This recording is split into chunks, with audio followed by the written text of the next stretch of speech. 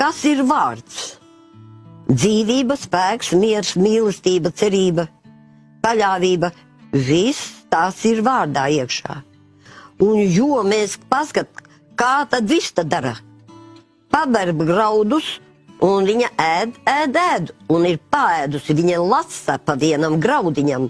Un ja mēs sākam lasīt pa vienam graudiņam to biblisko vārdu un sevī iekšā, tas ir, tur ir spēks, tur ir miers, tur ir paļāvība. Un kas ir? Vārds nav miris.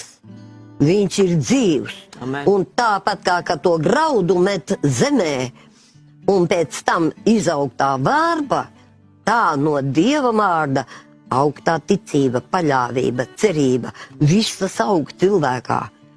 Un kad tu piedzīvo vienu, otru, trešu reizi, un kad tu visu laiku tu vairs nešaubies, tu ej pie tā avota, no kura tu vari dzert to tīro, skaidro ūdeni. Tu kaut kādā zaņķī vairs tu nedzersi. Vistīrākais ūdens, tas ir dzīvības ūdens, tas ir dzīvības grāmata Bībele.